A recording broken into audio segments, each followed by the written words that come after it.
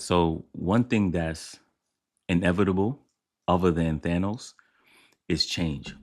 This is the thing with self improvement when you're trying to become better that nobody ever tells you, right? Because everybody talk about the glitz and the glamour of that aspect of your journey. But when you start to become someone else, right, to evolve into your higher self, you're gonna start hearing a lot of noise.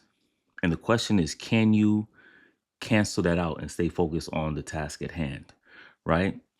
People are always gonna critique you. Some may be well meaning, and some people just gonna project. That's how it is, you know what I'm saying? And as an OG giant from bartender, shout out to him, he would say, "You talking because you got lips." Right? And that's one of the hardest part, you know what I'm saying? It's not identifying the noise, but it's really about your bandwidth and why is it taking up so much of your mental space.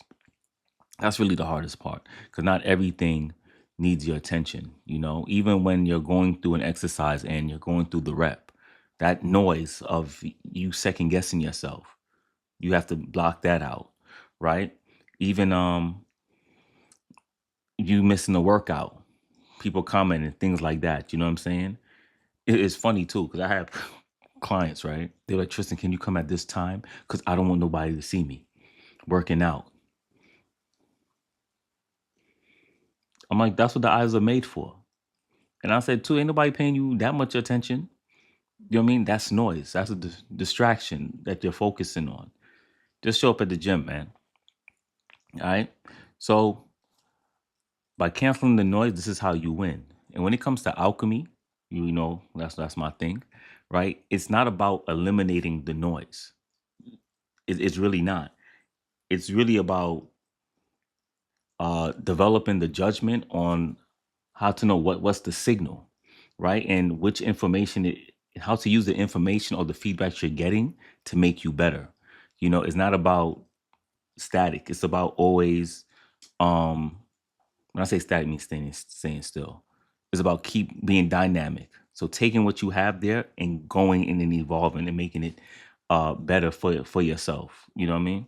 And you have to know to the difference between the two when it comes to the noise, what's good and what's bad. So it's a saying that chew the meat, spit out the bones, so to speak, right? And one of the ways that you can do this, that I like to do too, especially as I get older, a little bit more mature, is you got to be able to sit in silence, not just on some meditation vibe. That's good too, but really about which when it comes to your personal goals. For an example, don't tell nobody anything. Keep them to yourself. Work on that. You know what I mean? Don't announce that, yo, I'm on this new meal plan. This is my goal. Stop posting check-ins. Sometimes you just got to go ghost mode and hibernate. Go into a little cocoon and come out a butterfly. You know what I'm saying? So you got to do things like that. You're really not missing anything. And scarcity increases value too as well. That's one of the laws of power, right? But the reason why people cannot sit in silence is because they want validation. This is why we tell people our business. If you really think about it, you're looking for some type of bias or confirmation or validity in what you're doing. So, excuse me. So you always go outside of yourself, really, for that external confidence, but really you have to have that internal confidence, that internal compass to give you that assurance that you need. As Mr. Lucario would say, shout out to him, the truth is inside you. So everything you need is really inside of you. You know what I mean? But silence isn't an avoidance. You know what I mean? It's actually where you do the work. So it's a powerful tool. That's why most people, when they become like successful, not when they become successful, but a lot of the work is done in silence when no one is around. When it's just you and yourself and you just working. That's what it is when you ignore the noise. You know what I mean? Like the other day, man. Like it was 4th of July. Yo, I was hella tight. I was hella tight because I was like, man, I can't hear myself think. I get it, 4th of July, everybody happy, but I was like, oh no, I gotta move. I heard John Hope Bryan said, rich people, they sit in quiet. I was like, I'm trying to get there. Actually, I'm already there. I just gotta match the frequency. That's another story, right? But every transformation story has that period when nobody saw. They were just quiet. They was grinding, and then the next time you saw them, they hopped out of the coupe. They hopped out in the suit. So That's how it is. And it starts with the boring reps, the unbreakable tools that when you're showing up for yourself, the non negotiables, the meal prepping when you're in your kitchen and it's just you. All those things is the silence that's getting you closer to the goal that you want. All right. And remind you, just because you're sitting in silence or you're going in that silent phase, if you understand what I'm saying, it's not about building a wall that you're isolating yourself. You know what I'm saying? Because when you isolate yourself, you miss out. The way how you protect yourself from the bad, you also protect yourself or miss out on the good. So you never want to quote unquote isolate yourself or build that wall in that context. All right.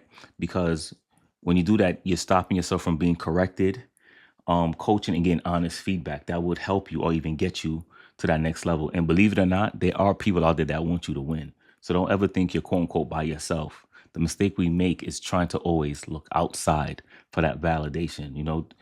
Do the work, people align with you and they'll find you, you know what I mean? And give you the information that you need. So it's really, you're going to use this as a filter, you know what I'm saying? Not a fortress, so to speak. All right. And these are the questions that you have to ask yourself too when it comes to people giving you feedback, or the filter questions. One, does this person know my goals? Right? Two, do they have relevant expertise? And three, do they actually want me to succeed? Those are the three questions that you ask yourself when engaging with people, when people engage you. So if the answer is no across the board, their opinion don't get a vote. You just tune them out. On to the next. Because not because you're arrogant, but your attention is a filtered resource. You know what I mean? That's currency and it belongs to you first. All right. So give that uh out wisely. You know what I mean? And be intentional with your attention. All right. Now for my trainers, of course, I'm a personal trainer first. Uh we know that we have to manage our own noise as well and the noise that we get from our client. So sometimes I have clients and they're like, oh, well, my friend said this, or I saw this on the internet. So instead of me trying to dismiss it, I try to give them pointers on how to filter what they're listening to as well. Because it's a lot, because you know what I mean? And I give them same questions. Do they know your goals? Are they an expertise? And do they want you to win? It's simple as that. Do you know what I mean? Because my clients come to me with a whole bunch of stuff. It's like every other day is something. And I'm like, dude, I just went over this. I told you do it this way. You know what I'm saying? So that's a challenge for us as trainers. But if we do it the right way, they'll be able to succeed. And you want them to rely on themselves eventually. So this is why we give them the tools on how to filter the noise. All right. And for the clients who transform the fastest, or really is the one that not the one that doesn't have zero doubt, because doubt always creeps in. But it's the ones that learn to keep training through it. So the noise is beneficial, but you have to keep going. You know what I mean? But listen, I say this all the times: the fundamentals do not change; the tools do. So when you strip away all the noise, whether it's the trends, the unsolicited advice, the comparisons, what you have left? Oh wait. You guessed it. You have consistency, effort, recovery, and nutrition. It's simple. Get always goes back to the basic, and that's what mastery is really about. Because the fundamentals are never complicated. You know what I'm saying? The hard part is just being consistent. You know what I'm saying? So just remember that. And then whenever you lose your way, just go back to the basics. You know what I mean? And that's what alchemy is all about. You know what I'm saying? It's becoming a new person, taking what you have, the resources that you have, and transmuting it into something better. You know what I mean? And that something better is you becoming the person who you know you are. That's the new person, as the Bible say, put on the new man. That comes after a new way of thinking. You know what I'm saying? So, but by coming that new person, just removing the things that wasn't serving you to begin with. That's all it is. So you just have to subtract things, and one of the subtraction is ignoring the noise. All right, and stay focused. All right. So fitness is alchemy. Like I said before, the tools change, the fundamentals don't. All right. And if you want a program that get you from A to B, that will transfer you from let to go, click the link in my description. Reach out and let's see if we can work together. All right. So it's Alchemy Fitness signing off, where we transfer you from let to gold. Train hard, train smart, and train safe. Till next time. Peace.